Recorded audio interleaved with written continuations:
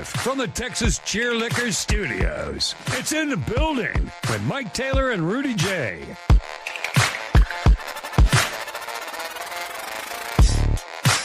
So I've got some man crushes. We all do.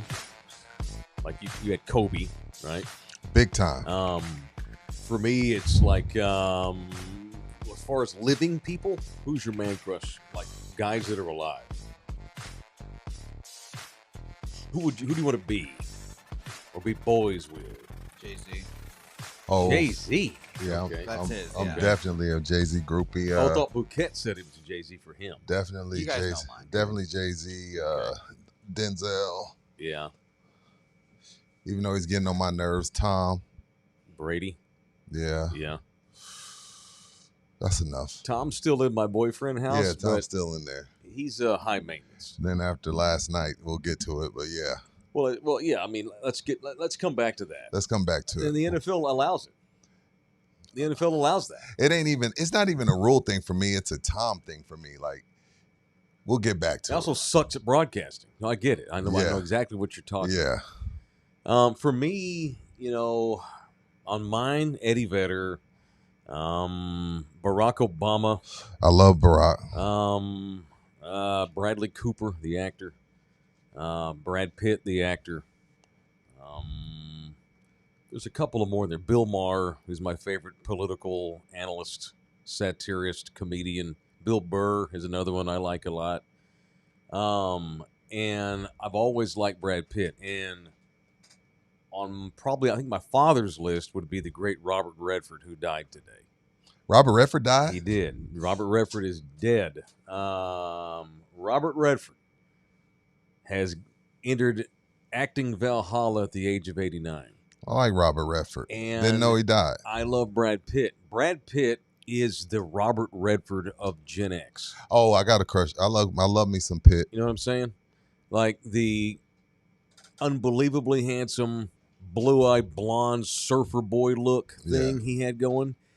And as brilliant as a career as Robert Redford had, I do think that there were times where early in his career, and he actually talked about that, on occasion, where, and he wasn't being a dick. He's like, because of his looks, it almost held him back some.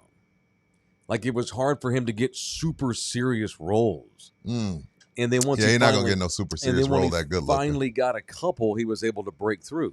Yeah. Brad Pitt's another guy who I think is an underrated actor.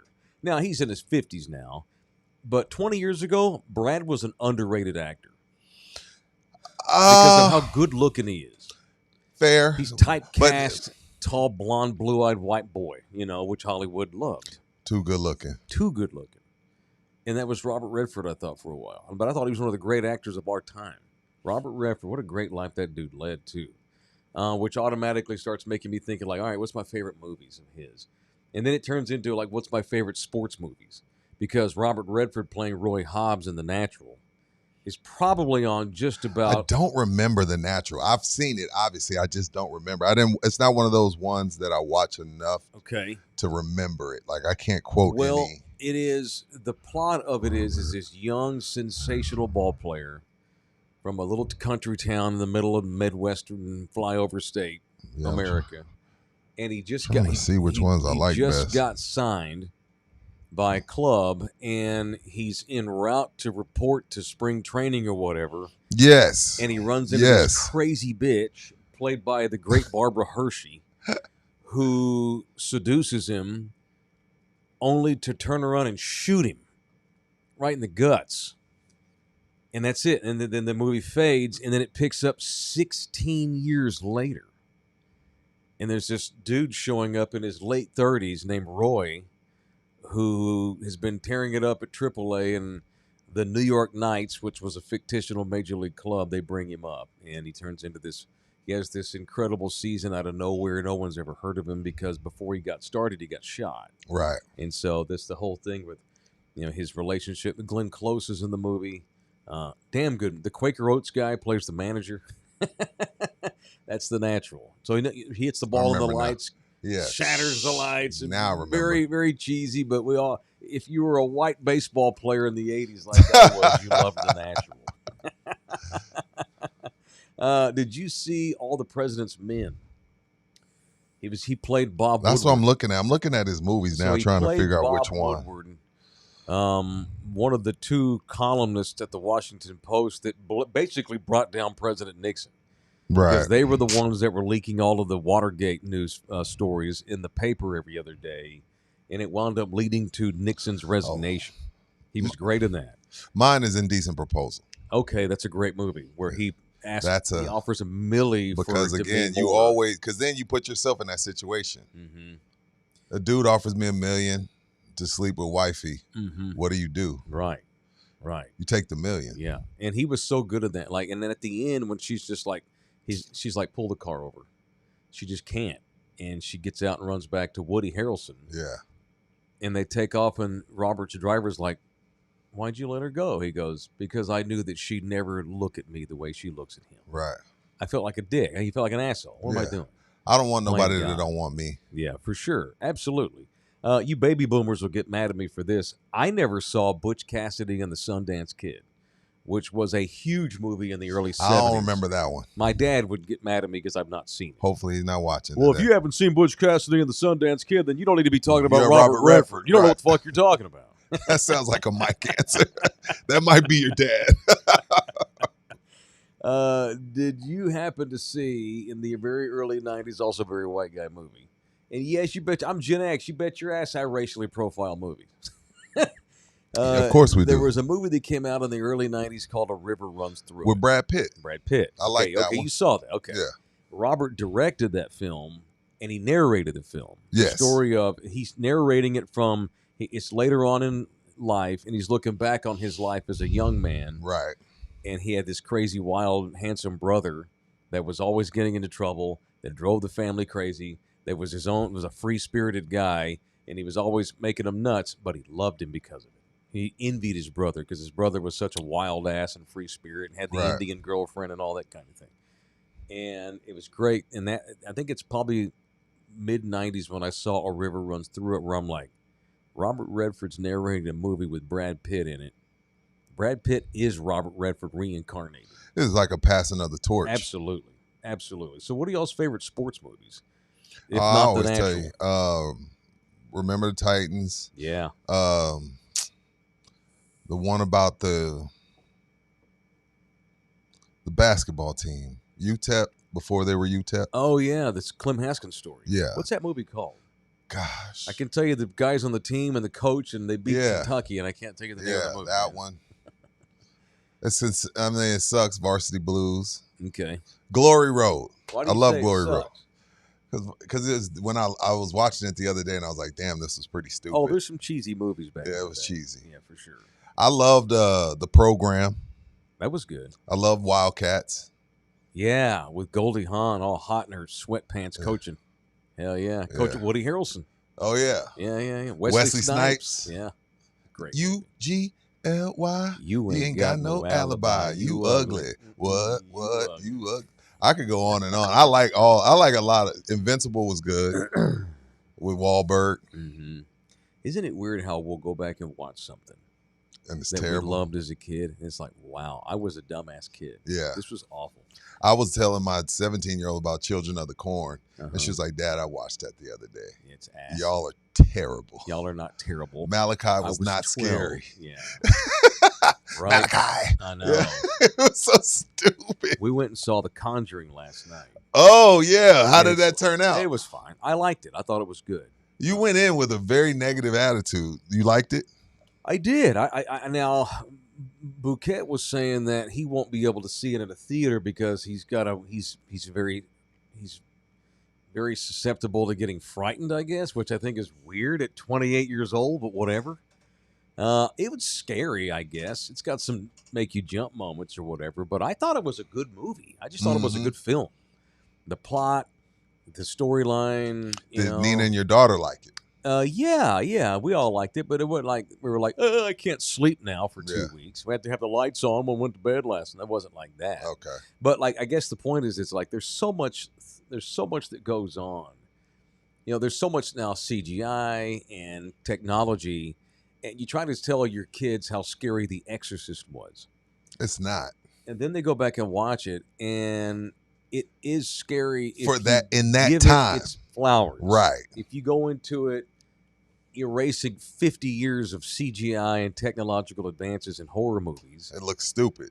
It might look stupid. What scared me about The Exorcist is that it was about biblical shit. That was always the stuff as a little boy that got to me. Like Freddy Krueger didn't bother me. Michael Myers. The first Freddy was scary all to that me. Stuff. That's what Nina was saying. To me. A Nightmare on Elm Street. The first one was good. Yeah, it was solid. But it was the biblical stuff that would get under my skin. Yeah. The Exorcist. The Exorcism of Emily Rose, which I saw in my 20s, which was scary. Rosemary's Baby, which was about the birthing of the Antichrist. The Omen, which was about the Antichrist. That stuff scared me as a little kid because I legit believed that if I was going to go to hell if I saw these movies or whatever. But I could not watch them. I mean, come on. No, but so we were talking about movies that suck, that you thought were great. I'm going to get shit for this in the chat. So, Nina's 7 years younger than I am. Right. And so for the better part of our relationship, we have this bit where she introduces movies to me or TV shows to me, and then I introduce movies and TVs to her. And she's very open-minded about it. Even stuff that might not be the best. Like, I trumped up, and I try to, let her watch stuff that I think she's going to like. If I know, I'm like, I love this, but I know she's not going to love this. I'm like, I don't bother her with it. Yeah. So we watched Bull Durham, which is one of my favorite sports movies of all time. Really? Yeah, absolute top 5. And she didn't like it, which I get. It's okay. It took place in 1987. It's about minor league baseball. It's a rom-com. And I don't think she loved that. There was another sports movie that I really wanted her to see because I have such fond memories of it, as a kid. And it was Hoosiers. I loved Hoosiers. And so we watched Hoosiers. We actually watched it the week that Gene Hackman died. Picket fence. And 5 passes, 4 shots. I love that movie. It's a great movie. And the guy that played Shooter, he's dead now, that actor. He was so great, The Town Drunk. Mm-hmm. And so I watched Hoosiers for the first time in 30 years. And I thought it was so fucking cheesy and bad. I did not like Hoosiers. That's fair. A lot of that stuff is terrible now. No, I should not have watched this. This messed up something for me. I thought Hoosiers was very mediocre. Was she giving you that look like, are we going to watch the whole thing? Yeah, thankfully it's not even 2 hours, I don't think. And I told her halfway through, wow, this is not very good. So sorry. It wasn't. She's like, no, let's finish it. She's like, clearly they're going to win the state championship. Yes, they are. Don't fuck up the ending, even though you already know what it's going to be. They're going to beat the team with all the black guys. Yeah. Of course. At the end. Of course. And Jimmy Chitt was going to hit the shot. Jimmy Chitt was. Golly.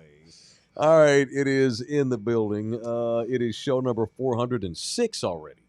Here from the Texas Cheerlicker Studios of Pub Sports Radio in Southtown, Texas. The audio disseminator is Jose Bouquet. If you'd like to give us your money, boom, boom, do it. Do it. Do it. It's a $5 cup of coffee right there. Look at that. It's $5 for that. Damn. That's 1 penny more than it cost our Tier 1 members. $4.99. That's $30 a week. That's $120 a month, Mike. Yeah. I don't spend my money on much. We do buy coffee. Coffee is one of your things. That's your thing. Yeah, I got we buy mine. coffee. Cigars. I don't even want to add it up. Oh, how much is a good cigar? You could be $4. So if I went to Havana and bought a cigar that just got made by, I don't know, Juan Montoya in the back. Sorry, I'm trying to think of a Mexican name. Damn. How much would a good Cuban cigar, just one? Or can I even buy one at a time? You can. Yeah, if you're gonna get a Cuban, if it's a real Cuban, it's gonna cost you over $100 for one. For one, if it's real. Lord. If somebody gives you a Cuban, says, "Give me $10," it's fake. No shit. Yeah. $100? I better ejaculate when I take a hit. 95% of the Cubans that are in America are fake. That doesn't surprise me. Yeah, if you got a real box of Cubans, it'll have a serial code on it. Mm-hmm. You can scan that code, and it'll take you to the warehouse, what day, what time, who. So there's a lot that goes in. Cubans are a little overrated anyway, but some are good smokes, but they're just too much. What's the GOAT then for you? What's your favorite cigar? I'm a Nicaraguan guy. Nicaraguan? Yeah, I like Nicaraguan cigars. So how was that Puerto Rican thing? Have you got around to it yet? No. I'm going to let it bake. I'm going to let it bake a little bit. It's been baking for a month. Yeah, no, I'm gonna let it put it. I put it into my humidor so it can soften up a little bit. Yeah, it's been sitting on my shelf in air temperature. Yeah, it needs to sit for about a month. All right. Well, I got money coming in. We're good. Thank you. I appreciate it. If you want to donate to us, you can. But I was saying though, become a member. It's only $4.99 a month for the lowest tier membership. You get exclusive viewing of all of our members only shows. You also get swag and gifts that we give away, which I'm about to talk about here in a minute. Nice. But if you want to tip us as we go, you can certainly do that too by jumping into the chat. And if you super chat us, you can shoot us a tip. I already see a couple have come in already this morning. You get those picks, Boogie, that they put in? All right, get their picks. Get their picks, Holmes. God, with these Thursday games every week now, it sneaks up. Got to get them in, yeah. Shit, I haven't even looked at the schedule this week. I can see why people are picking the Packers. They're playing the Browns. We had 2 people pick the Packers already. Yeah, the Packers could play their third-string quarterback and they'd beat Cleveland. Sorry, guys. Totally whoop the rest. You want to tip us you want to buy us coffee? Want to buy me more coffee? There's a link. It's basically just tipping us, but it's called buymeacoffee.com. And the / link, whatever, Love You Hard TV or whatever it is, but Bouquet will no doubt put it up there. Did we get coffees today? We had one, I don't know when, but we got one. Somebody bought 5 the other day. Look at that. Hey, Bookie, load the podcast on time. Start keeping up with this, Home Squeeze. Well, unfortunately, I'm a busy boy. Hey, they get uploaded when they get uploaded. Load the podcast on time. People giving you shit about not loading it in a timely fashion? Yes, but, they go up when they go up. Wow. So okay. That's all I can tell you. Shout out to Christopher Vasquez as well. What'd he say? Love me the show and a coworker listen on Spotify doing it due to it being easier. Early punch to Bouquet for inconsistent updates on Spotify. Okay. Who else? Aaron Canuper at the top. At the top. I respect him. Go back. First of all, early punch to you for saying Vasquez. You're from Venezuela. It's Vasquez. Vasquez. God damn. Anyway, if you're going to bitch, at least give us money while you do so. So thumbs up to Christopher. Wasn't Canuper at the top? Yeah. Hey, Canuper's in the building. Give me Michael Parsons and his pack attack for my Week 3 Survivor pick, Morning Boys. Jeremiah Johnson, best Redford character. Thank you. The official Russian oligarch, Rib Zhirnshahowski, is in the building. 1999. Give me Tampa Bay. How about that? We got there's Mr. Vasquez. What else we got? Sister Steeler Rob in the building. 999. Field of Dreams. I love Field of Dreams very much. The great James Earl Jones. Give me Indiana Jones against the Titans. The Colts. Oh, they can't give him a nickname yet. Indiana Jones. Daniel Jones. No, for fuck's sake. He's okay. They beat your Broncos. He got run out of New York. They beat your Broncos, Mike. They could not wait to run his ass out of New York, and he's been in Indianapolis all of 2 weeks, and we're calling him Indiana. Andy, but you gave us money, so I'll thumbs up. I'll allow it. Alan Morowski, all right, Seattle. Since we're begging for money here, this right here is a bottle. This right here. This right here. This right here. Now here's a guy. Here's a guy. Yeah. Why do people hate on him? I love Chris Collinsworth. He's hated by a lot. I like Collinsworth. I think he's awesome. I think he's gotten this McCarver thing where you either love him or hate him. And I love McCarver because I did not know baseball. But if you knew baseball inside out, McCarver could be an ass whip for you. But McCarver would take the approach of not everybody knows what a 2-1-6 double play is. Yeah. Not everybody understands what pitch is coming. McCarver helped me be able to watch a game. I loved Tim McCarver. I loved him. And Chris Collinsworth is like he's in that Tim McCarver space of guys either love him or hate him. I love Collinsworth. I was saying yesterday, I think Greg Olson's the best in-game analyst we've had since John Madden. Chris is number 2 right there. Yeah. Right now. I love Chris Collinsworth. All right, so back to my hooch. I've got a very expensive, mostly because of this autograph here, but I know you probably have not tasted this yet because it just got to the market. This is George Gervin's vodka, Ice 44, which I personally had him autograph for me. Paid for out of your pocket. Yeah, I bought this glass. I bought this bottle. Iceman signed this for me at Texas Cheer Liquor on Saturday.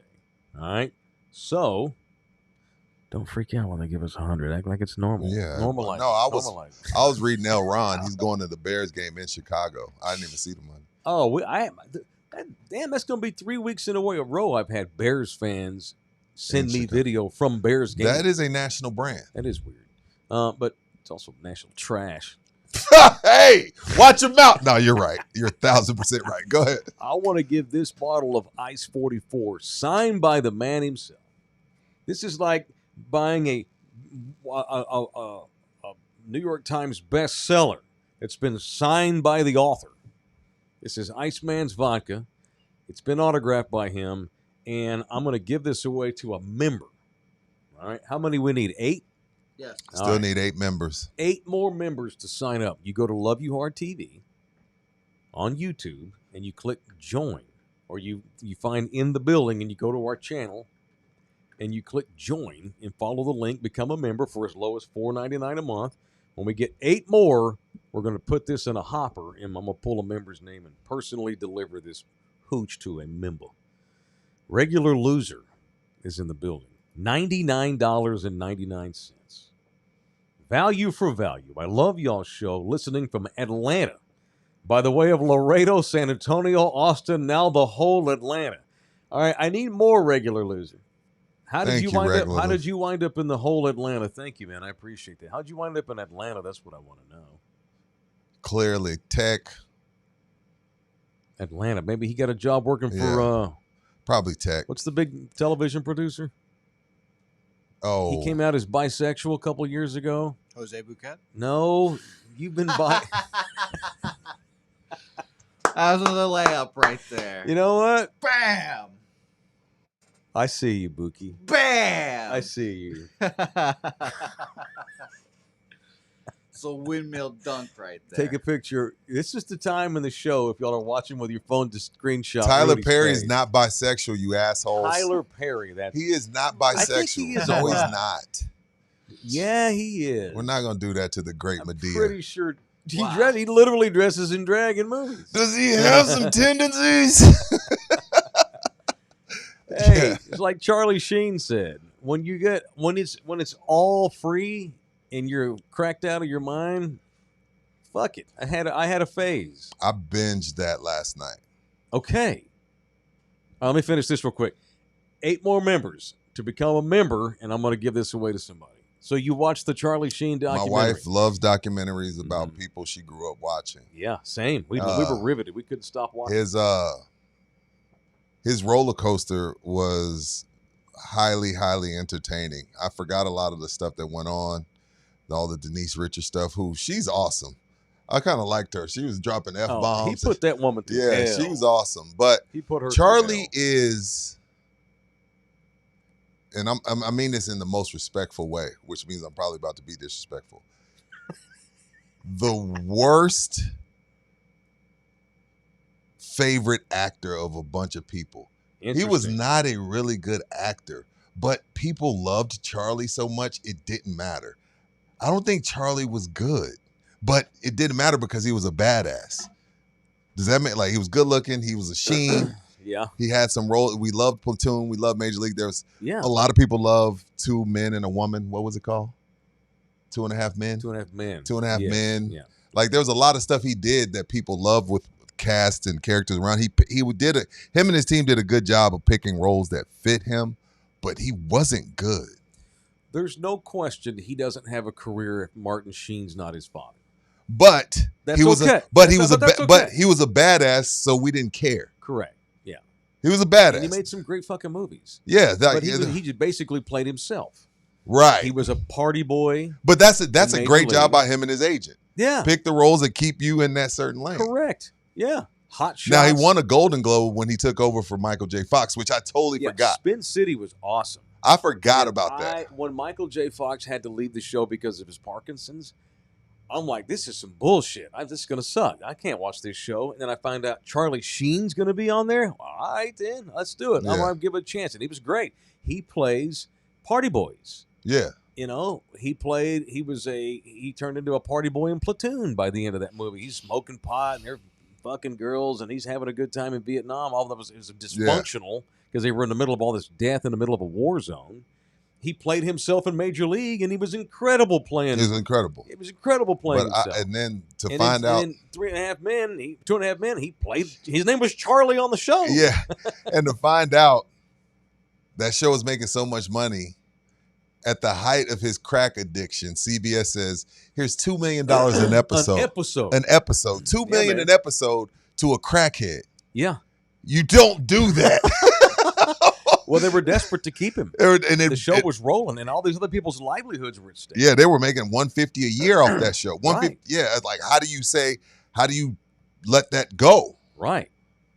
But it's just clear, like, hey man, I know he's cracked out, but the show makes $150 million a year. Yeah, we got to do it. Yeah, the best part of that docuseries was John Cryer's appearances, who played his brother in 2.5 Men, Ducky from Sweet 16 or 16 Candles, or Pretty in Pink, whatever the fuck it is.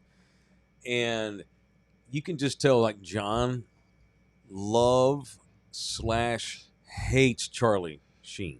It's because he ruined a great thing after he told him I wouldn't ruin it. Right. But that's what happens when you're sick. It's like he recognizes that Charlie has an illness. He recognizes that Charlie meant well and never meant to hurt anybody.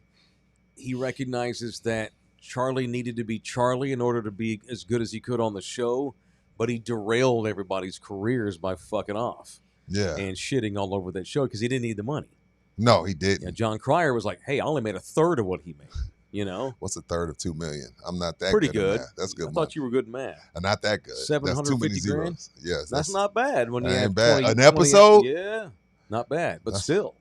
But I think the most the thing about that documentary, it's on Netflix, that left me scratching my head is Sean Penn is weird. He's one of the weirdest of all time. He's barefooted during the whole time. His nails are dirty. Yep. He's chain smoking he cigarettes. Never stopped smoking. I was like, is Sean okay? No, I don't know how he's lived this long. Now, I will tell you what's ironic, though. He has he has a Tom Brady diet when it comes to eating. He looks great. I mean, body-wise, he looks great. Oh, he's insane shit. But just the thought process and the way he's, contemplates. He's a weirdo. He's very weird. He's been that way since, I don't know, day one. He's always been a weird dude. the second lady? Who was the lady he married after Denise? Sean Penn? No. Denise Richards? Oh, Brooke. Talking about Charlie. She was high during her interviews. She was high during the whole thing. She was high. And they even talk about this at Charlie. She was high as a kite. And if you notice, like toward the end of the documentary, and I don't want to give too much away. We already did. It's really Who good. Cares? No, it's fine. It's really good. Like Charlie's son had to come live with him because mom was FUBAR. And she was and she admits it in the documentary. And even Charlie's like, I still love her. I'm rooting for her. You know, I'm doing the best I can with our son, but she's still chasing the dragon, if you know what I mean. You know.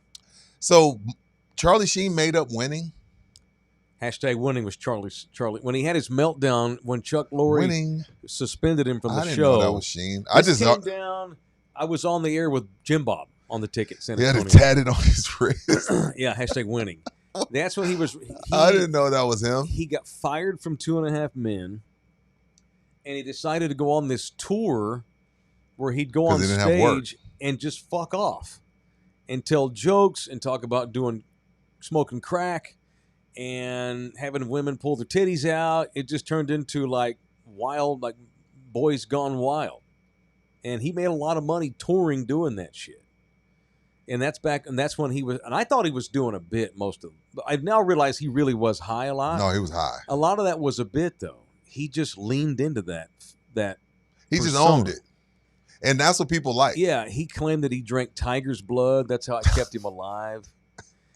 He's like, I could smoke crack all day if I make sure I get my tiger's blood in. It balances out the cocaine. Strange dude. Strange cat.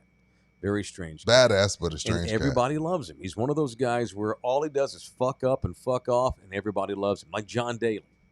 John Daly is the Charlie Sheen of golf. Charlie Sheen is the John Daly of acting. I like that comparison. Yeah. I like that comparison. By the way, you see John shot a 19 on one hole the other day? Yeah, and didn't give a shit. Just give me another Diet Coke. John Daly is in like Sioux Falls or some small ass town up in Dakota or whatever, and it's a senior tour now. You know, senior tour, the Champions Tour, sorry, whatever not it is. Seniors Tour.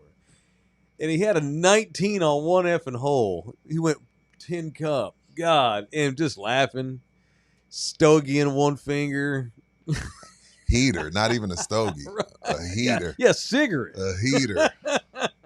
Pretty badass. Y'all watched that Charlie Sheen doc. It was really good. It's really good. I was up till right. 1. It ain't like he never won no Oscars.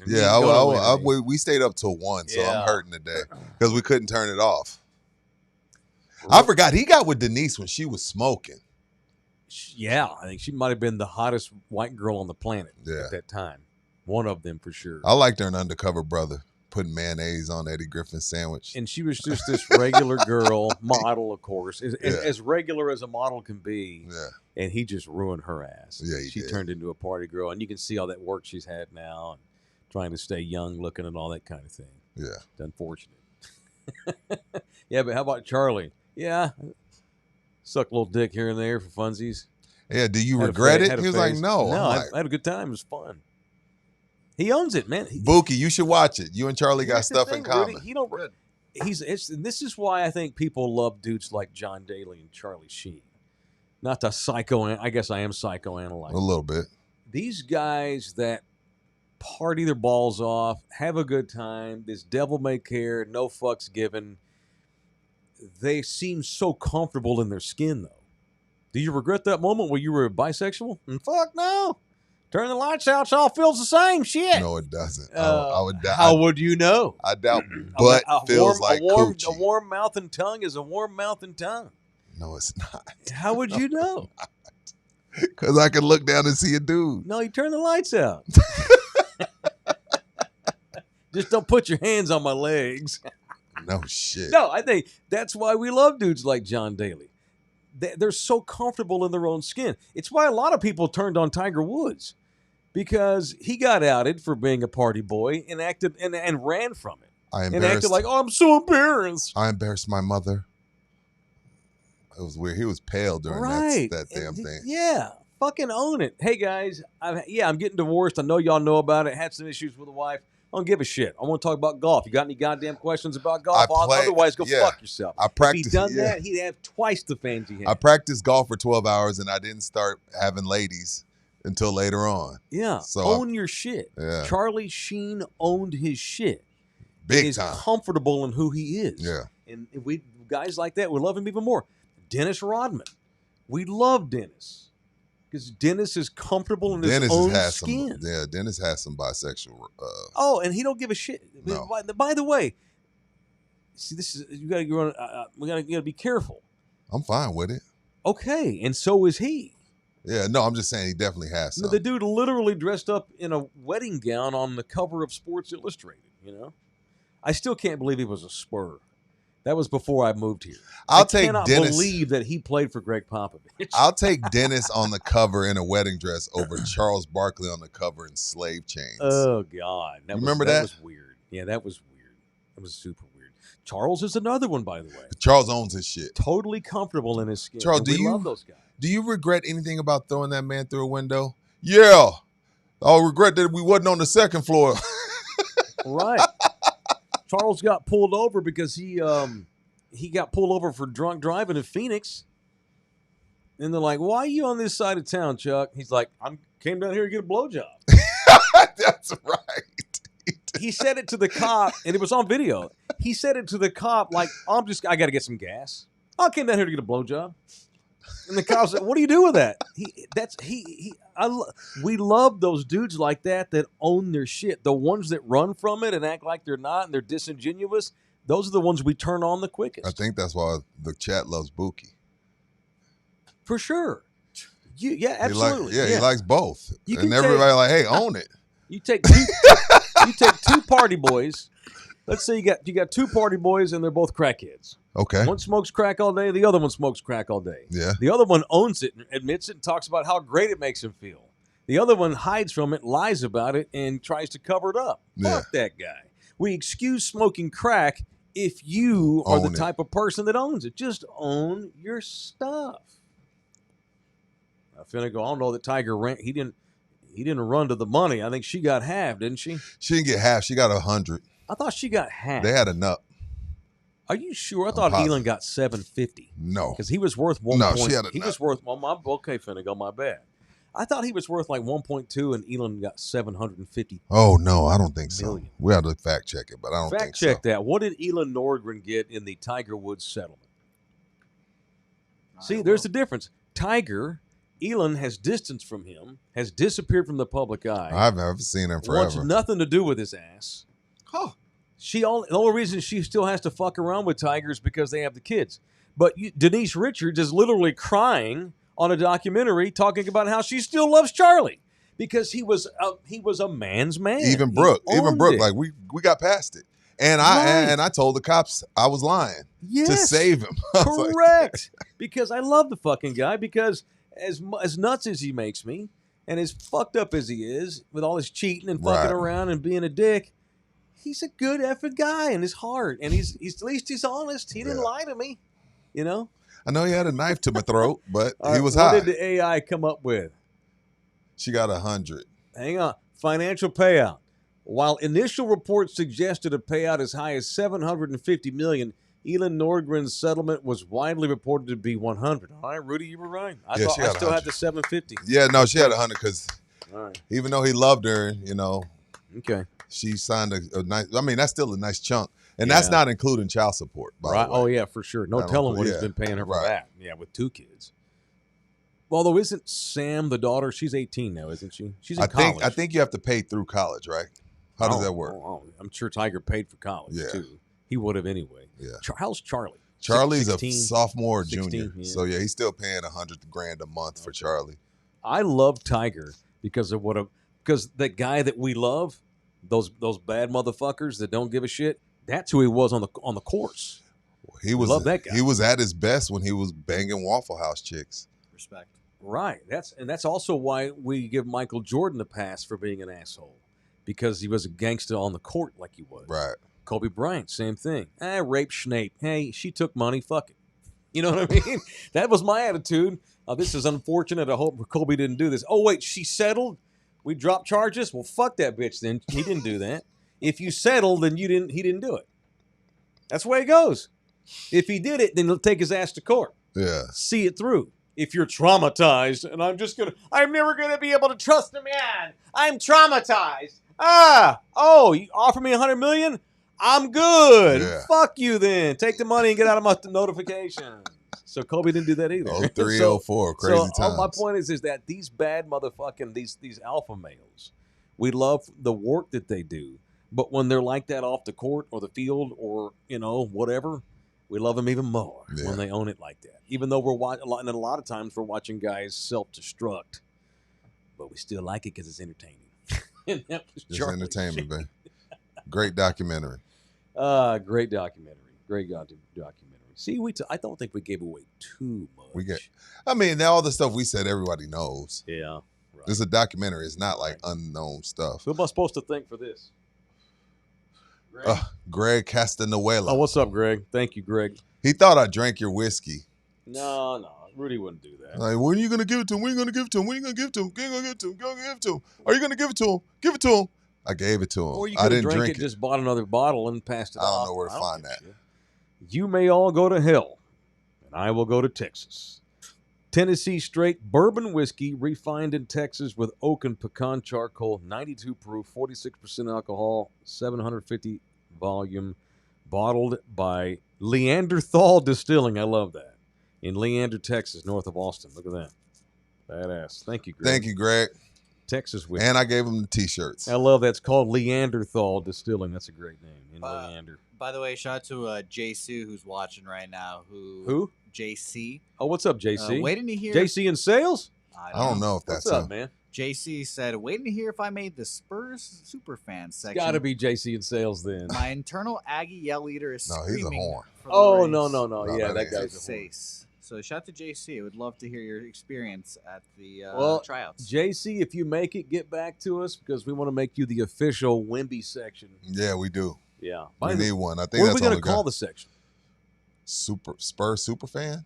But like you know how you have Spurs Ultras? Like they'll name sections like Bonner's Buckets or, I don't know, Finley's Fans or Vic Zone. I don't think the Vic Zone. What are we doing? I like Vic Zone, actually. By the way, did you see I tweeted out a I responded to Jeff Garcia's tweet this morning. Wemby makes an appearance on the cartoon Futurama. What is that? Fuck yeah, that's awesome. It's a Seth MacFarlane comedy. Oh.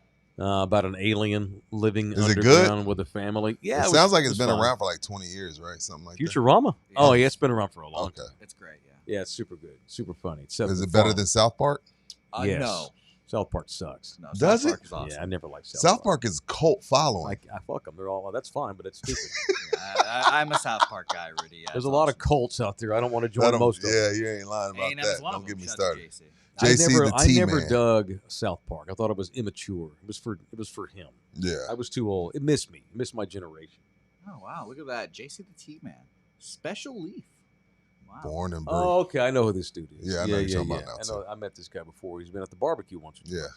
what the hell was I about to say? I might go Got by all these JC. thoughts in my Future, head. you're talking about Wemby and Jeff Oh, Garcia. yeah. So can I do something real quick? Sure. And by the way, we'll make this brought to you by Texas Tier Liquor, the Why official not? liquor store of In the Building. I'm assuming Greg bought this at Texas. No, Tier he Liquor. didn't. Oh, this We is don't from have that. his distillery. Yeah, we don't have that. Okay, this is super local from Leander. But anyway, well, this is the only bottle that I'll have, and I'm not kidding.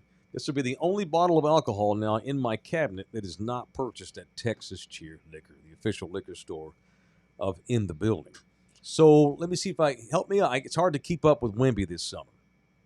So we have our surgery to fix our blood clot, so we're good to go. Yeah, okay. Now we're going to go to China, and we're going to hang out with monks in the Chinese mountainside. Wu-Tang forever. Wu-Tang forever. We're going to go to Japan and play some soccer for some kids. That was Costa Rica. That was the second time. Oh, okay. He did it in Japan, too. Okay. Then he went down to Costa Rica, played a bunch of soccer with his shirt off, which looked still so weird, disturbing. Him running around Tried with a no bicycle shirt on. kick while he wasn't even cleared for basketball work. Yeah. He's formed this fan zone here that we all had a bunch of tryouts for on Sunday. He has done a lot of interviews, which has been good. It's been cool to watch him speak and stuff. I think he put on a chess tournament in Paris. Remember that? And now he's making an appearance in Futurama playing an alien. Oh, I like the bit. That's good brand. It's on brand. That's great. And he's had a hell of a summer. He's probably had the best summer any of us have had. Here's now what I need. What do you think about to say now?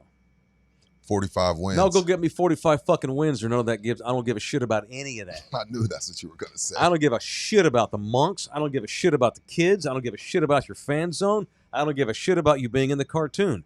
Go win 45 games this year or it's all moot because at the end of the day, it's about winning. This is the San Antonio Spurs. It is not the Dallas Cowboys. They get a pass. They don't have to win. It's not in their culture. The Spurs don't get a pass. Am I being an asshole? No. The Cowboys, I don't expect them to do shit. You're preaching the gospel. Cowboys are about having fun. That's it. The Cowboys are my Charlie Sheen. The Spurs are my Shawshank Redemption. Right. You know what I'm saying?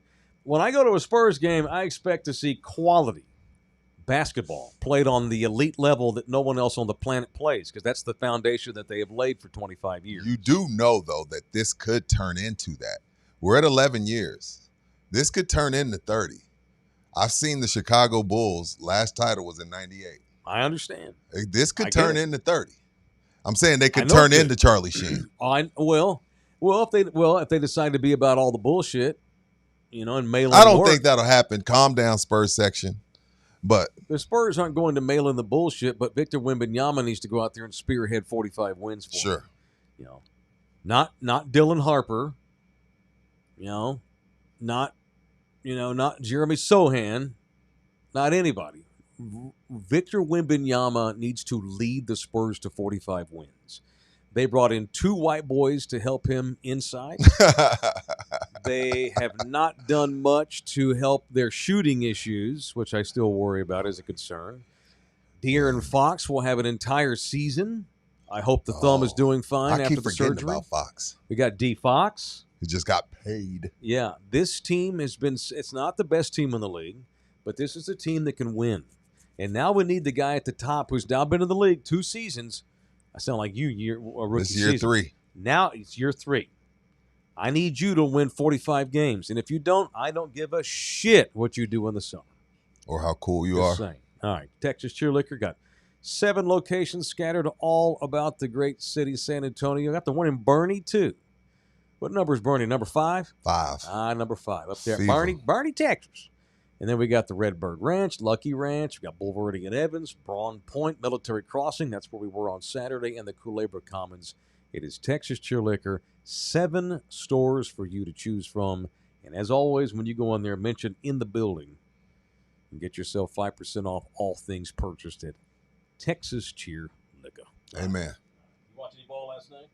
Yes. What'd you see? I didn't watch the Texans and Tampa Bay, which turned out to be a great game. Baker Mayfield continuing to add to his legacy after 6-7 years. So shout out to them. I gave the Texans a slice of humble pie. I give out humble pie once a week. This week I gave it to the Chiefs and the Texans, combined 0-4. And to keep in mind, before y'all come in my comments, oh, what about the Bears, Rudy? You have to be good to get humbled. So I'm not humble. I can't give a slice of humble pie to a team that sucks. But I did watch the Chargers Raiders, and I can't believe people actually argue with me that Dak Prescott was better than Justin Herbert. I can't believe people. He's not. People really argue that to me. He had a bad season, and people, a couple bad seasons. People are like, oh man, Dak Prescott. In no way, shape, or form, in no world, not this life or next life, is Dak Prescott better at quarterback than Justin Herbert. No. And now he has a quarterback coach that knows how to get the best out of his quarterbacks. Chargers start off 2-0, beat the Chiefs, beat the Raiders. The Raiders coming off an impressive win of their own week 1 now against the Patriots, but still. Right. Geno Smith, it's time for y'all to stop underrating Geno Smith. Okay, stop it. Geno Smith. No, I hope that Herbert does turn the corner and turn into that dude. I thought he was that dude when he came out of Oregon. I thought he was going to be the shit. He has made the playoffs, David. He just lost a 27-0 lead to the Sunshine Jaguars. To another kid that I thought was going to take over the league, Trevor Lawrence. Yeah. My dumb ass, I'd have told you 4 years ago, you said, all right, go in 5 years, who are the top 2 quarterbacks in the league? I would have said Justin Herbert and Trevor Lawrence. You can all get the skills on the planet. Those coaches that he had were terrible. Ass. They were terrible, man. Justin Herbert's a dude. Yeah. I don't care what anybody says. He's a dude. As long as Harbaugh is there, he's going to have an opportunity to make up for his playoff issues. For sure. He will this year. He will. But I don't know. I don't want to say this yet because it's my punch. Mm-hmm. Oh, we can get into it. You want to get into it? Let's segue into it. Let's segue into it. Let's get violent up in this biatch. Let's get a little violent up in here. It's in the building on Love You Hard TV. Now, it's time for People I Want to Punch on In the Building. All right, who you punching? I know you punched him yesterday. So I feel bad punching a 7-time champion, 6'6", probably one of the best looking dudes on the planet, but I'm going to punch him. Tom Brady does not need to be in the coach's box with headsets on and having meetings with Chip Kelly. Like, don't get me wrong. I'm not sitting here telling you Chip Kelly's some great NFL coach, but Chip Kelly is a great coach at his level. When he was at Oregon, he did a lot of great things. Pete Carroll's been to a couple Super Bowls and won one. And they got to say this because it's Tom. Pete's like, oh, man, I love having Tom around. And Chip Kelly's like, hey, man, I can just pick up the phone and call Tom Brady. Bro. No. I'm so happy you're doing this. No bueno, dude. You do not need to be in coaches' meetings and in the coaching box, bro. Unethical, too.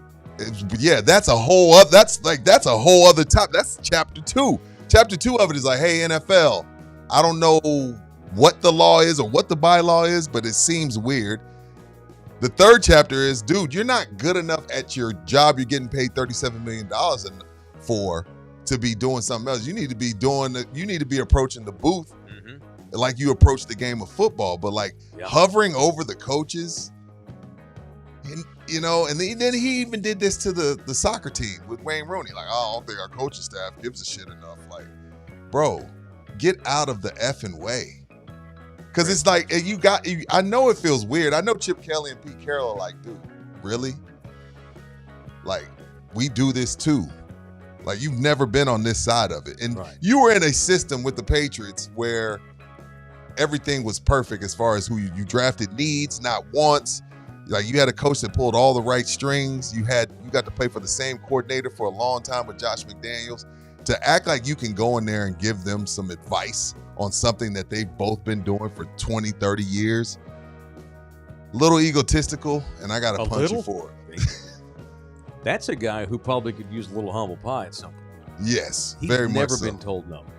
He sat down and he let that roast go on, and he got butthurt over it. Right. Because he ain't used to that. Right. Remember the roast? Mm-hmm. What was the girl comedian? She annihilated Kevin his Hart, ass. too. God, they kicked his ass that night, and he got all butthurt. Yeah, I didn't know it was going to affect my kids hearing their mom is a cheater. Bullshit. This is a guy who is a part owner of a team in the league. Minority owner who at now that. sits in the coach's box during the games with a headset on. All right, I know he played and won a lot of championships, but Jerry Jones don't sit there with a headset on. So what is he going to do? Go down there and say, go to Pete tomorrow and be like, hey, Pete, I think on this 3rd and 6 situation, you Right. should do this. Get the out of my Right. office. Yeah. Oh, now, by the way, go back to your other job and be an analyst for 2 other NFL games, knowing that you want you're the Raiders part owner and I guess assistant coach now, and you're going to go call the Cowboys game, and be terrible at it. Fuck Tom Brady. God Almighty. When I saw that, I was like, wait a minute. I immediately went to my notes and I typed in punch Tom Brady. No time for that. Like, No you time don't. for that. The It's league disrespectful. cannot have it. The It's Raiders disrespectful should to tell him Chip get out of it. Kelly and Pete Absolutely. Carroll. Could not agree more. But I guarantee you, they're like, oh, we love that. It's great. They have to. Tom's awesome. They have to. Well, then fucking what's his face? The goofball, Al Davis's son with the Mark crazy Davis. hair. Mark needs. Obviously, Mark don't give a shit. It's a good punch. Yeah.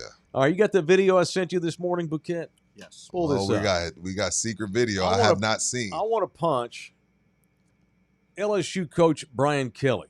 All right, don't run it yet. You got the audio up? Yes. I have to Hold go on, I through the gotta hear checklist. Put your headphones on. They just beat Florida. They don't look very good doing it. Florida looks awful. Florida sucks. LSU struggles to win this game.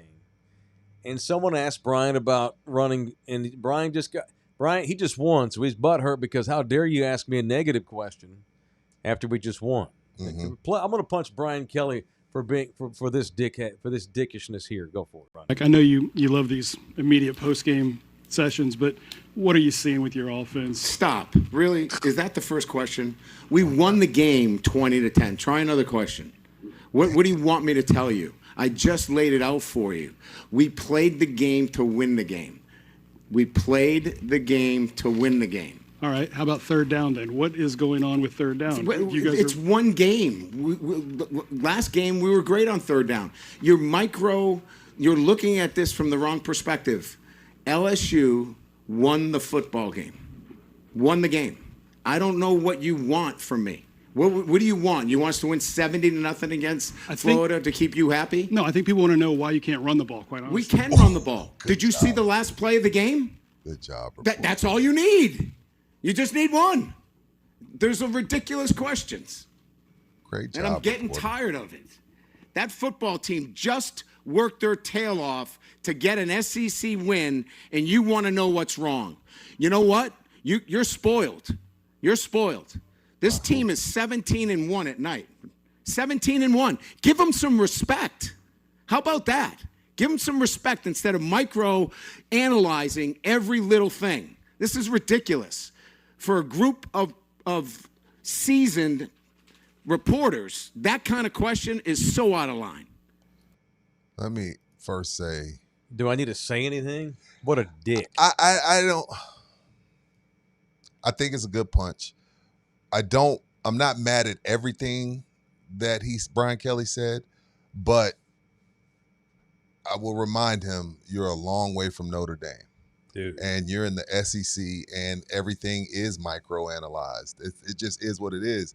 And you're like spoiled. I mean, what are we talking about? Ed Ogeron, 2019? Spoiled to what? You haven't done anything for me to get spoiled about. Right, he ain't done shit, Rudy. Yeah, Tell that old boy he ain't done the shit. reason we're microanalyzing is you're not even getting to the playoffs.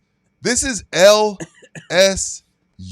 I won the natty and they fired my ass in 2 years. Like, what are we talking about? Like, what? Spoiled by who? By Brian Kelly? The dude that was in somebody's living room recruiting for Notre Dame while his agent was on the phone outside on the porch getting him the LSU job? You want me to be respectful of you? And I didn't think there was anything wrong with the questions. And shout out to the reporter for not backing down. It's just the same guy that when he got the job, they introduced him and they ran him out during an LSU basketball game. And he took the mic and he had a fake Southern accent. Oh, I remember that. I can't wait to take over here at LSU. It's going to be great. Was he from New Hampshire or some shit? What a douche. What a dude. He is so – I'm glad you bring up the regional stuff. Culturally, he is just not a fit at LSU. It's just different, bro. Like, you're not at Notre Dame. I get it. Yes, every SEC – trust me, we're down here in UT country. And – the way they've been playing, that's not going to fly in the SEC. So I like that answer. Like, yo, we got to win in the SEC. Because, again, we don't know what Texas is going to look like when it comes to SEC. We talked about this ad nauseum yesterday. Mm-hmm. But at the same time, when you're dealing with a fan base like that, they see the road ahead. And they see, like, that's not going to be good enough for Georgia. That's not going to be good enough for Oklahoma or Bama or whoever we're talking about. Like, what we're seeing from LSU the first 2 weeks isn't going to be good enough. Exactly. So we're going to ask. It sucks, but this is the world that you decided to go coach. Your fucking fans ain't happy, Holmes. You don't jump on these reporters. It's your fans. Why don't you jump on them? Right. They're the ones that – the reporters micromanage your ball club because their fans do. Yeah.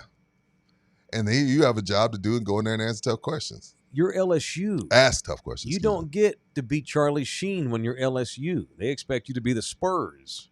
This goes back to what I was saying earlier. Yeah, this ain't Vanderbilt where, oh, my God, this is great. Let's go 8-4. This is LSU. If you don't go 12-0, they want you fired. Yeah. Which that's crazy. It's crazy. That's life. It's crazy. You took the job. It's crazy. I don't know why they gave it to him. He took the job. So he could still be in Notre Dame if he wanted to. And they just got to commit from the number one player in the country. LSU did? Yeah, quarterback. It's a great program. I love New Orleans. I love Baton Rouge. I love that culture. I love LSU. It's bucket list for me to go to a night game at Death Valley. Yeah. Well, I've never we're 17-1 in the last 18 games since I got here. At night. At night. You're micro-analyzing of this team. Give these guys some credit. This is my real accent since I'm from New Hampshire or wherever the hell I'm from. Well, I still win the natty. We did it, baby. Shit. We're gonna go to Applebee's and we're gonna have double ranch. He said, really? That's the first question? Like, I don't know what I'm supposed to ask. You want me to I know, what an asshole. You want me to reach around you? What an asshole. God. All right, Bouquet. Are you punching anyone today? Are we good? No. Can I give a reach around to the Jesus. I don't know her name. I don't know if Orlando is the official sponsor of our daily reach arounds, but what do you got? Shout out to the Jim Irsay's daughters for being very involved. I like what they're doing. Why are you okay with them being on the sideline with You know what? I am too, Buki. Wait, Irsay's daughters were on the sidelines with headsets. Well, she's doing it. She's been doing it since last year. She wants to learn the game. Oh yeah, I saw this. She's sitting there. She's not like putting her input or anything. Just sitting there learning, taking notes, and she's also not calling football games and potentially giving information. She can't be on a headset up in the booth in the suite. She wants to learn. She has to be on the game. field. Okay. She wants to feel the sideline. Yeah. Okay. Yeah. So she's done a great job. So she can what? Be the GM like Jerry? Hopefully not. Jerry has set the precedent. Like, hey, you can be involved. If I had a team, I'd do the same thing, though. But no one's done it in the 35 years Jerry's been there, and now all of a sudden, we got guys with headsets on in the coaching box and the daughter on the sideline. Boy, the NFL, y'all need to. This is a can of worms. I don't think we need opened, man. Jerry should be a one-off on that. Yeah. We know it works so well with the owner on the sideline because we know how well that's worked all these years. All right, Orlando Kell. By the way, her daddy was a fall-down drunk. Yeah, he has who literally drank him pop pills to death. He has some issues. Orlando Kell, does your lady have issues? Is she a pill popper? Did you marry Charlie Sheen? Did she overdrink? Yeah, did you marry Charlie Sheen? Well, There's hope for you. There's a light at the end of the long crack tunnel, and it is Orlando Kell, the official family lawyer of In the Building at 210-775-4995. You can also email him, orlandokilllaw@gmail.com, orlandokilllaw@gmail.com. And punch Chris Silva. I don't remember Brian Kelly being in the last 2 Final Fours, so how's he better than Sark? Some of y'all just punch yourself. Y'all, like, I can't make this up. He's 10 times the coach UT's coach is. He's been to 2 Final Fours. No. Lost to Ohio State last year. Great coach. Barely lost. Just an asshole. Like, that makes 0 sense, bro. And that was I'm not saying he's not a good coach. I'm saying that was an asshole thing to say to that reporter. Right. To jump on him. You're frustrated. You know you're not playing great. You feel the pressure of being that coach at that program, and you used all that, and you took all that nasty energy. It's kind of like people that honk at you in traffic. They ain't mad at you. They're mad at life. Shit's going on in their life. Right. He projected all of his pressure onto that poor reporter. Like the guy that was the guy that wanted to fight you in your apartment complex. Yeah, that guy. Yeah, because for doing nothing other than parking in my own space. Yeah, people get pent up. Brian Kelly's feeling the pressure. Anyway. They want him to win a natty now, and 17-1 at night. Okay, appreciate that stat. Yeah, thank you for that. Yeah, good luck against Georgia, Alabama, Tennessee, whoever. You mentioned Sark, or he mentioned Sark. I support Sark. Yeah, I've said he's probably only one of the 5 people in America that can actually handle that job. You talk about jobs, that job, the Texas job, is so unique. Sark has a huge test here in the next month. You have potentially, I don't know. I'm just saying, the direction of the Texas football program is approaching a crossroads here. And are you going to be the ruthless head coach of the University of Texas and put the team and the brand and the company over the individual? Or are you going to be a puss in the face of evidence and continue to run Arch Manning out there knowing that your offense is not going to do well because Arch Manning is terrible? Arch Manning has 3 weeks to get his shit right, or Sark's going to have to step in. Yeah. They play Sam Houston at home. When? Which they can run Bouquet out there and find a way to beat Sam Houston. Mm-hmm. Then they have a bye week. It's good 2 weeks of practice. Then you go to the Swamp to play a struggling Florida team that I can't believe Billy Napier is still the coach of. I can't. Now, you talk about a guy, you talk about Gundy. Yeah. Billy Napier should have been gone as well. So you essentially have 2 very winnable games here in the next 3 weeks with a bye in the middle of it. 3 weeks here for Arch to get right. If he looks like the same incompetent, uncompetitive guy over the next 3 games, Rudy, you have got to think about going to somebody else for Oklahoma, or you are going to get your ass handed to you in 2 different plates. Okay, then I'm going to say this. Oklahoma is going to run Texas off the field if Arch Manning can't get any better than he currently is. I'm going to say this. And that's on Sark. If that's a thought, if that is a real thought, then I'm not giving whoever the backup is his first start at the Red River. I would start him the week before. Well, see, I wouldn't start him. I wouldn't start him the first start ever. I get in the Red River. No way. I got to start him the week before. I totally understand. I do. I just don't think they're going to do that.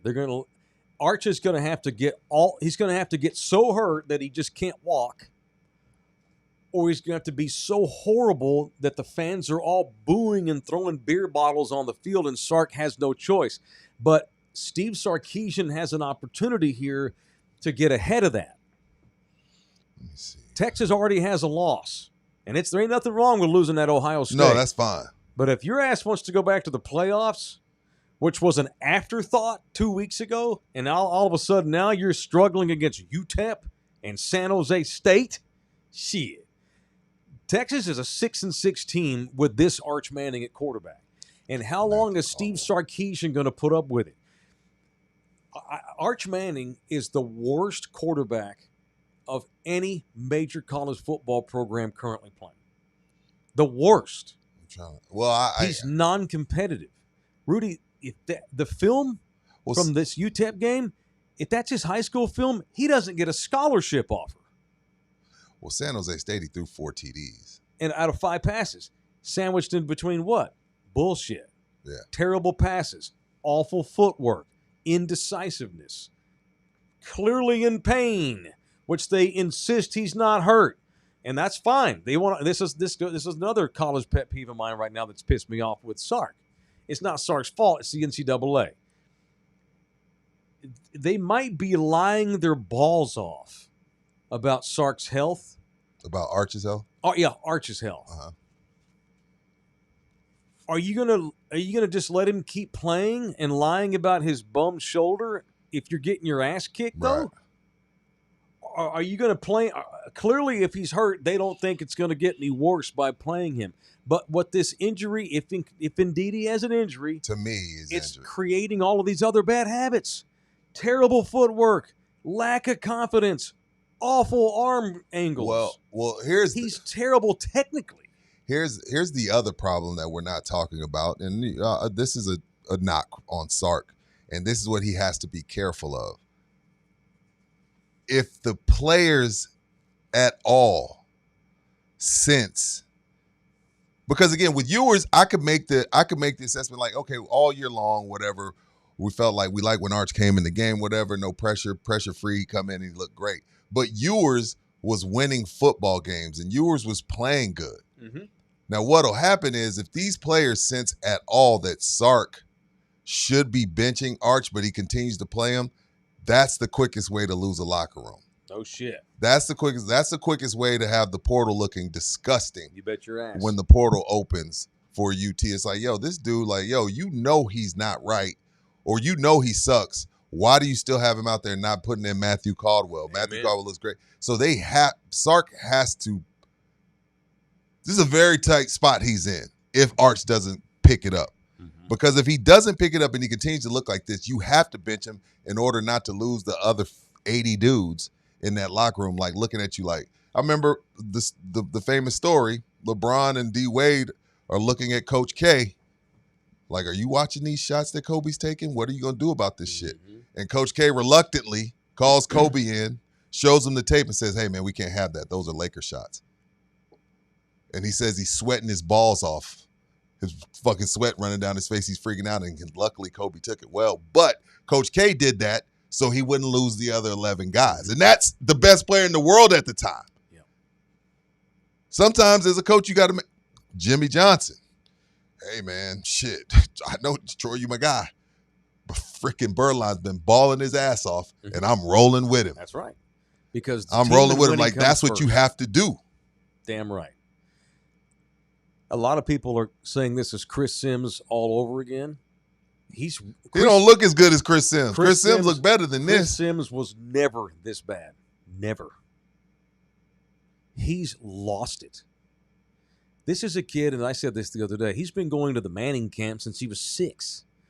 This mechanical failures, this bad arm angles, this horrible zero accuracy. This is what happens when you lose confidence, and he can't possibly have any confidence right now. Zero. Can't. Again, I'm praying he's hurt, because if not, this is the biggest miss of all time. Of all time. If he's not hurt. All time. If his name's not Manning, this entire state's like, that guy sucks. Get the next guy in here. Well, good thing he's still making $4 million a year. Well, I know he still has all the. I'm sure I'll see all these commercials during every game as we continue. We see more commercials than we do touchdown passes during the games. Yeah, it's bad, and it sucks because there's not been a bigger fan of Arch Manning than me for 3 years since he was in high school. I prayed to the football gods he would take the Texas offer, and he did, and bitched about Quinn Ewers all year last year, because I just assumed Arch was better. Arch is the worst quarterback in the state of Texas. There's nobody in the Big 12 that's playing worse than he is. There's nobody in the SEC playing worse than he is. It's ridiculous. Mm-hmm. He's hurt. I don't care what anybody says. Well, because someone brought it up. Keep in mind, Ewers was hurt all last year, and we didn't know. Though. Then stop playing him. That's on Sark. It's costing him his confidence, and the entire country is bashing his ass. That's what you want from your guy? They're his own fans. Yeah, no shit. His own fans are booing him. You're going to let him put up with that because you want to keep playing him because he's hurt? That's the other thing. If he's hurt, that means Sark's lying his ass off. These guys are no longer student athletes. They're not students. They're staff members. They're employees, yeah. Yeah, these are employees of the university. In the NFL, as mighty and powerful as the NFL is, if you lie about your injuries, your ass gets a draft pick taken. Your ass gets a $1 million fine. It's a big deal because y'all are in bed with gambling, so just embrace it. The NCAA has got to step in here and start regulating the injuries. I would lie too. No one's making me tell the truth. It's not Sark. It's the NCAA. It is time to force these coaches to stop bullshitting us about injuries. If I'm not mistaken, Matthew Caldwell's the backup. He's a senior. They got a kid. They brought in 4-star kid freshman. I like him too. Trey something. Owens. I don't know if he's redshirted or what. Something like that. But if you're Sark and you're not at least preparing somebody else to think about maybe playing, you're doing your team a disservice. You're not doing your job. You're doing your team a disservice. Yes. Bullshit. All right, show brought to you in part by Sammy's Embroidery, the official embroiderer, the official logo man, sign maker, uniform designer, hat baller. Shout out to a guy named Paul who sent an email to Sammy yesterday. I think he works at the Toyota plant, and they're getting ready to hook up a bunch of the guys with new Toyota hats. And they're going to get them all printed at Sam's Embroidery. What's up? Hey, Paul, if you're listening, go by there. Sammy's email says about 30,000. Sammy showed me the email. Oh, so Sammy showed it. Okay, cool. I know, yeah. Sammy has. I worry about that. He has a bigger inbox than President Bush, and he has a President Bush. Yeah, let's go with it. We've got Bush. 210-824-3900. I don't know if they've got Bush, but they damn sure have the best ability in the state of Texas to outfit your company or your ball club or whatever it is. Halloween's coming up. Go get you a badass dress up like Michael Myers. They've got work shirts and shit in there. It's pretty cool. It's Sam's Embroidery, 824-3900. Thank you, Paul. Sammy ships, too. It does not matter where you live in America. Sammy ships. All right. You know, I hate these big picture NFL conversations. Are the Packers the team to beat in the NFC? Bigger. Who has the most pressure, Lamar Jackson or Josh Allen going into tonight's game? It's week 1, motherfucker. Can I present to the court some things? I actually wrote this down. I got some NFL news and notes. Okay. I got an NFL ass whip, but you go first. All right. I just want to make a quick sports point here real quick. You got any football music, Bouquet? Let's liven things up here a bit with some production value. Of course. Joe Burrow is out 3 months with turf toe surgery. Anthony Davis? Did you say Joe Burrow? Oh. You're blaming this guy because he has turf toe. Turf toe? What you know the toes and the backs. I know. This poor kid. Let's just go with it. I'm going with it. Joe Burrow out 3 months, turf toe. Jaden Daniels, doubtful Sunday, knee. J.J. McCarthy, out a month, busted ankle. Justin Fields, doubtful, concussion protocol. That's 1, 2, 3, 4. Starting QBs in week 2. 4 starting QBs are already going to miss games, and we're 2 weeks into the season. What do you feel like that's due to? Football. Well, which is why these fucking moronic power rankings are stupid. Oh, yeah. And the easiest schedule, hardest schedule. Yes, you cannot evaluate this league until about December the 1st. And the first thing is, show me the rosters. By the end of the season, 40% of the quarterbacks in this league will miss at least one game. At least one. Sure. 5 of them will be out for the year. Miss me with the bullshit. If Jordan Love gets hurt Sunday, the Packers, what happened to the Packers? They go to shit. Football happened to the Packers. And that's not even to mention the other position players. Khalil Mack wrecked his elbow last night. He may be done for the year of the Chargers game. The Commanders lost their running back last week. Who was that? Yeah, the Commanders had 5 starters go down. Eckler's out for the year. The Bears just lost their top corner, Jalen Johnson. He's going to miss the Cowboy game Sunday. Well, Jalen Johnson played. It's brutal. Brutal. We don't have to bring up Bears injuries. They just suck. What else you got? Right, I take back the Bears injuries. Yeah, take that one back. My point is, half this league's going to get hurt in the next 6 weeks. These rankings are dumb. Sure. They're dumb. Keep the music rolling, That's Bookie. it. What you got? Look, put my screen back up. Look, I am from Gen X. We understand that life ain't fair and you just have to figure life out. A la Hack-a-Shaq. Not changing the rules to placate to Shaq. And then I bring you to the tush push. I don't think the tush push should be banned, but what I will say, hey, NFL referees, it's already unstoppable. You cannot allow them to also false start every time they do the tush push. It's Mike, it's so blatant. It's ridiculous. It's ridiculous. Like, I get it. When you're the champs, they allow you get certain leeways. You get, tuck rule and shit like that. But the most unstoppable play we've seen in the last 30 years in the NFL. Oh, by the way, we're going to allow the Eagles to false start every single time. They line up in the neutral zone. They line up in the neutral zone, and then they false start. What are we doing? Like, okay, let's keep it. The owners, y'all decided, hey, you know what? Y'all are from the era of me and Mike. Y'all are boomers, and y'all like, hey, you know what? We ain't gonna ban nothing. We gonna figure out. But hey, zebras, how about you freaking throw a flag on a false start or lined up in the neutral zone? We can't do this. And I like the Eagles. I like what Jalen Hurts does, but that's cheating. You can't allow the most unstoppable play to put whipped cream on top of the most unstoppable play, bro. Come on, zebras, do your freaking job. Good take. What'd you say? It's a good take. Do you agree? Are you seeing that? Am I blind? No. The center's helmet's over the ball almost every freaking time. And the guard shoots off He before everyone else. They did overhead shots of this during the Cowboy game, showing the center's helmet over the ball, past the ball into the neutral zone. Who do they play this week? Who the Eagles got? Good question. I also have a Dallas Cowboys take, Mike. I think you'll Who you got? agree with me. You have a Dallas Cowboys take. All right. We traded the Cowboys traded their Rams, by the way.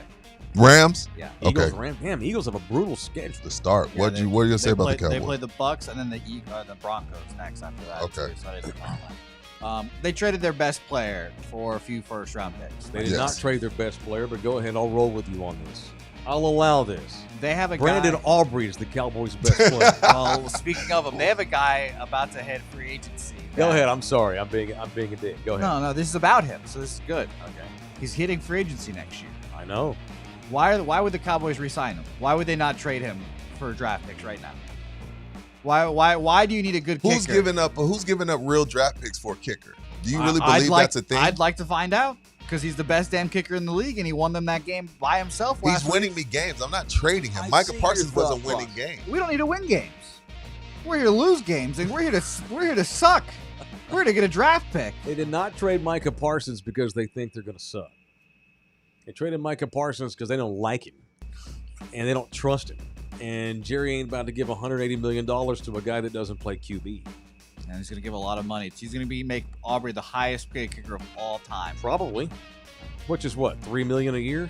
Trade his ass. Give me Trayvon Diggs makes 18. I'm not. I'm not.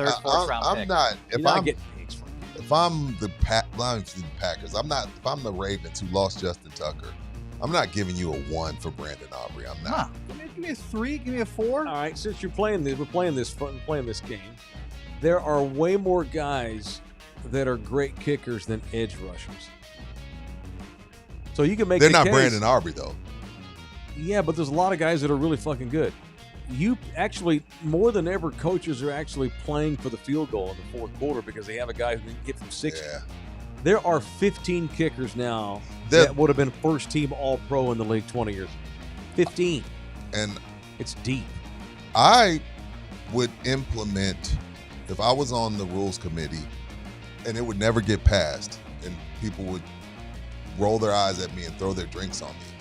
But 50 yards plus for me would be 4 points. I'd agree with that. I'd also make a 33-yarder shouldn't be the same amount Wouldn't of points bother as me a none. 64-yarder. I wish they'd have a 4-pointer in the NBA. I mean, I also would make the short kicks 1 point. Like 20 yards, anything like 25 below. Now, we're going straight Globetrotters, but again, that's And that. by the way, let me caution everybody on Brandon Aubrey. What, you think we're about to jinx him? Maybe. Because who was the he's a guy kicker. that lost it all of a sudden once they got to the playoffs? Yeah, he kept doinking the field, kept doinking the What was it, crossbar on extra. Dicker? He couldn't make No, it an wasn't extra Dicker. point. No. I forget. Who was that the Cowboys had before him? Dan And when Bailey? Jerry went down on the field and Who- talked to him what'd you before the say? game? Dan Bailey? Yeah, Dan Bailey. The Dan Oklahoma Bailey State. couldn't miss a field goal, but he could all of a sudden could not make an extra point. Remember that? Yeah. They were to the point where they had to stop kicking extra points with him. Yeah, Jerry was watching him warm up in that Tampa Bay game And Dan, and walked down on the where's Dan field. now? He's still in the league and he's figured it out. He's fine now. Really? The point, yeah, Dan Bailey's kicking somewhere. Indianapolis, maybe you want to say? Where's Dan Bailey right now? He's somewhere. Love to know Dan Bailey. Because he's figured it back out. Is he in Minnesota? Who knows? Yeah, he went to Oklahoma State. Shout out to him. Hasn't played since 2020. Oh, he's not in the league anymore? No, I think Oh, well, that makes my point even better. 37. These guys flame out. Yeah. You have to be careful giving kickers extensions Give us because you some value. never know when they're going to lose it mentally. Kicking is 80% mental on that level. I agree. You have to be able to kick, obviously. Right, for sure. But once you get to the NFL, once you miss a couple, then it 80%. starts, yeah. even like Aubrey was saying, all I do is plant and swing my leg. That's all I have to do. It just goes in. When you lose it mentally, your career is over. So Dan Bailey really has not kicked since 2020. Yeah. Wow. Was that him? He Okay. flamed out. He's 37 now. He went from all pro to can't compete overnight because kicker's head is 80% mental, man. Yeah, that was when Dak Prescott ended Tom Brady's career. I'm telling you right now, it's not going to be the end of the world if Brandon Aubrey walks in free agency because you can find good kickers. Oh, it's good value. You're not going to win or not a championship over who your kicker is. Mike, I don't think there's a lot of guys hitting 64 with time running out. There's to time. not, but there's a lot of guys that are hitting 55-yarders with time running. Sure. Maybe, I don't know, next week with on offense, get a little bit closer for the new guy. There's a thought. There's a thought. But yeah, if I was the Mix in Rams, some fucking touchdowns. yeah. I asked who they played because if I was the Rams, I would go full Greg Popovich, Phil Jackson, and send every single tush-push false start to the league this week. And make it, because Pop would do that and make it a point of emphasis. Then all of a sudden that game is just on their minds. Yeah. If I'm the Rams, because again, 3rd and short, it's demoralizing. Like if you get the Eagles to 3rd and short, you're fucked. That's first down. You might as well just start moving the chains before he says hut, because they're getting it. Yep. They're getting it. If it's 4th and goal at the 1, they're getting it. So you know what? F this. I'm sending every false start to the league before I play the Eagles. Because it's bad. And I'm all for keeping the rule, but don't let them false start as well. I'm all for keeping the tush push, I'm saying. But Yeah. you can't let them false start anyway. Correct. Enforce the damn rules. We throw the rules out the rule book for this one goofball play. It's dumb. Yeah. You guys wouldn't trade a 5th-round pick for Brandon Aubrey? 5th, yes. 5th round, absolutely. Tell me who my kicker is. Do I need one? Like my Yeah. guy's hurt? Yeah, your kicker sucks dick. Well, we've established that there's nothing wrong with that, according to you. Takes in the Why butt. does it have to be so vulgar. raunchy? Why can't he just suck? Why does it have to be dick? Yeah, I have to really put the exclamation point on. 5th round, I'll take Aubrey. 4th-round pick? But No. again, I'm doing this Trading if a I'm a 4th for a team. kicker? I'm only making these type of trades if I have a team that's competitive. Of course. I'm not doing it if I'm the Bears. Go get yourself a new kicker from college. If Go I'm find the another. Packers and I've got everything but kicker, maybe. But it's got to be a team that's ready to win the title, but their kicker's hurt. Yeah, that's what I'm saying. Absolutely. That's what I'm saying. Yeah, give them to Tyler Loop, who has a mental breakdown in the Baltimore But I'll tell you right Ravens. now, the reason that's not going to happen because he's one of those guys. He's in the room right now. Aubrey's in Jerry's room right now. The room of guys he's in love with that he would never Oh, yeah. trade away. Yeah. Aubrey's He's in that. getting- Aubrey's in that room right now. Not many people get in that room, but when you get in there, Jerry won't let you out. Billy Morgan says that the highest paid kicker is $6.5 million. He'll get 8. The highest paid guy now, 6.5. Yeah. Who is it? It's a great question. Butker? It's probably Harrison Butker in Kansas City. Oh, probably. I would guess that he gets 8 to 10. Butker's my guess. That's fine. You're paying fucking Deron Bland 20. Harrison Butker. Giving Trayvon Diggs 22. 4 years, 25.6. By the way, more dirt on Shedeur Sanders comes What out about this the week. Ravens? 2 things. That he let the Ravens were going to pick him in the 5th round. This is reportedly. But they didn't want to back up. He Lamar. told the Ravens, he told his representatives, tell them no, don't draft. He'll never play. I understand I'm that. not going to Baltimore with Lamar Jackson because he wants to be a starter. Yeah. Yeah. And so they're like, okay, cool. We'll just go bring in Cooper Rush. They got out this week. He's now slipped a 4th on the depth chart. Victoria's own Billy Zappi has been getting scout team reps. Western Kentucky. Yeah. He gave UTSA hell. Yeah, he did. He was great. He used to give UTSA hell. Loved Billy Zappi. Billy Zappi now is the scout team quarterback. Damn. And they asked whoever the head coach of the Browns is, why didn't Shedeur run scout team?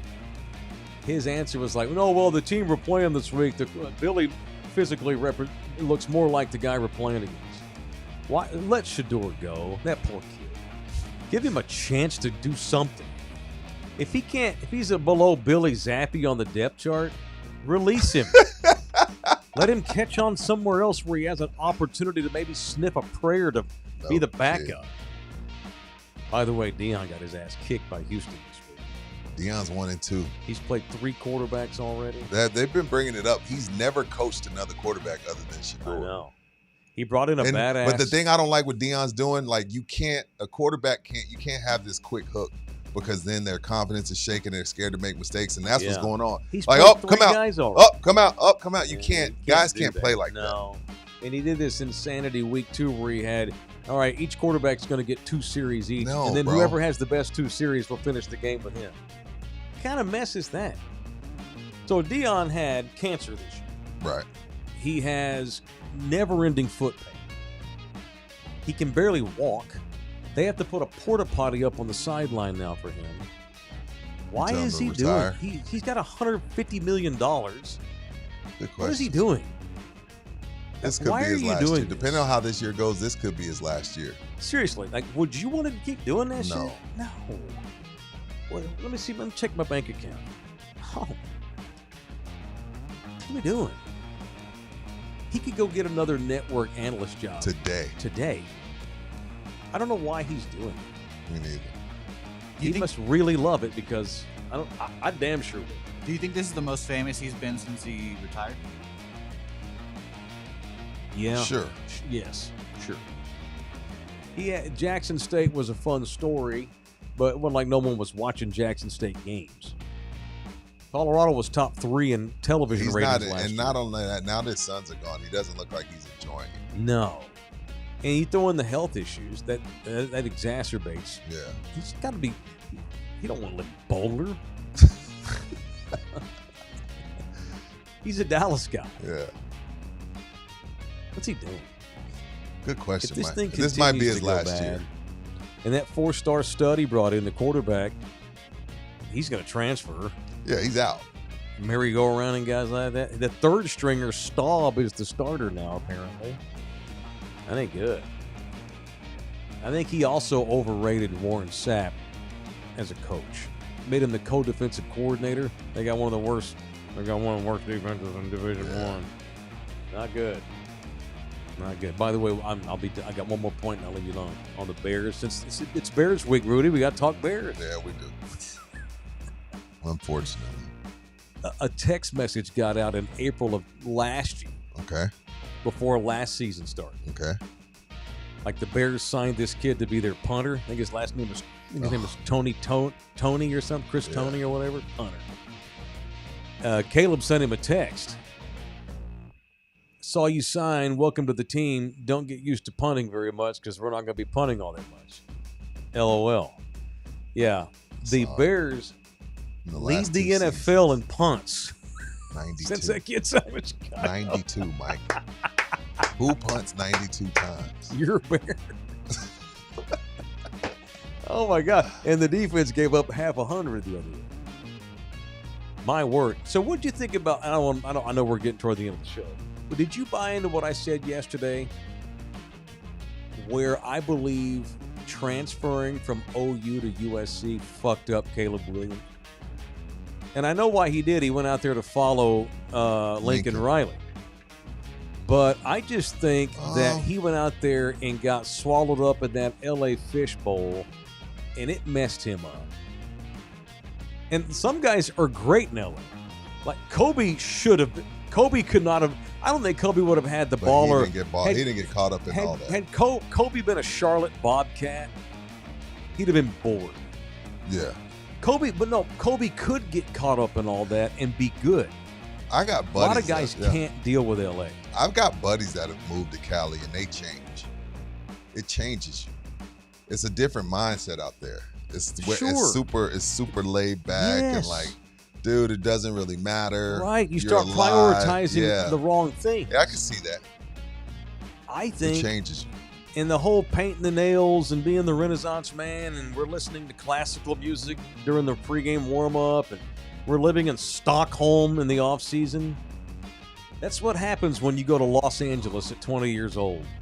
Had he stayed in Oklahoma and stayed in that conservative culture where football is everything, football, God, and family, I don't know that he'd be struggling like he is now.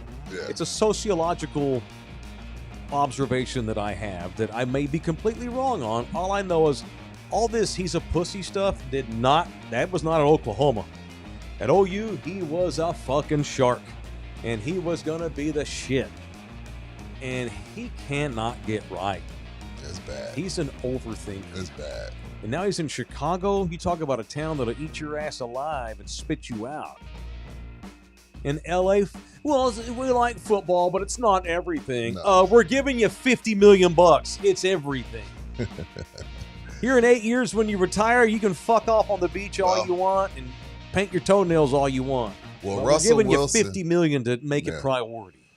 We were ready to send Russell Wilson on tour with Sierra until he played that defense of the Cowboys. So maybe the Cowboys can help Caleb's confidence. Russell Wilson threw for over 400 yards against that defense. Yeah, he did. I'd like to see it. I don't give a shit about the Cowboys. No, I know. It's all about the entertainment with them. I like Caleb Williams. I have been a huge fan and a defender. But after what I've seen these first two games, and I know you just said don't be evaluating the league till December the 1st.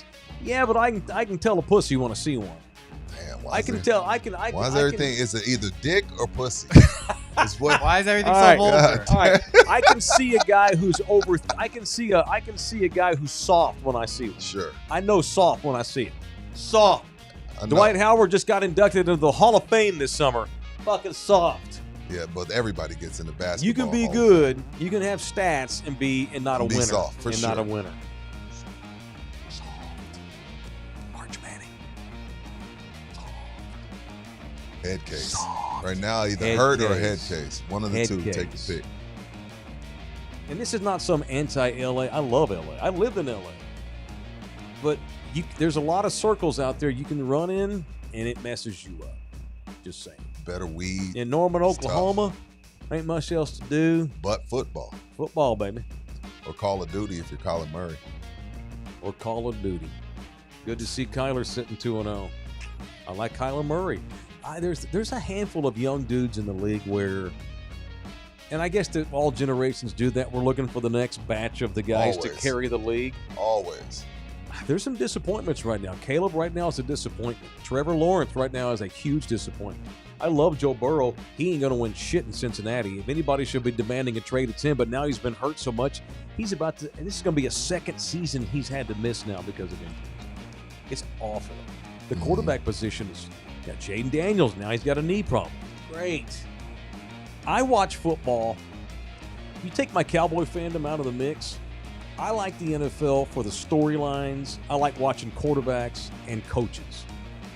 The teams I root for, tell me who the quarterback is and who the coach is. I love the Tampa Bay Buccaneers. You know why? They got Baker Mayfield. As soon as Baker Mayfield is no longer a Tampa Bay Buck, I'm not going to give a shit about the Tampa Bay Bucks. I root for individuals like soccer fans do. Yeah. I like Baker Mayfield too, but I feel like Baker has that game that really, it's fun to watch. The guys love playing for him, but when you get to a certain spot in the playoffs, his talent just doesn't overcome when the two teams match up perfectly. Could not agree with you more. He's not going to outduel Jalen Hurts. Could not agree with you more. Or Jordan Love, but he's really good. I love watching him. I know you hate all the anatomical references, but if you took Baker's balls and his brain and stuck it in Trevor Lawrence's body, talking about a different Trevor Lawrence. Or a different Caleb.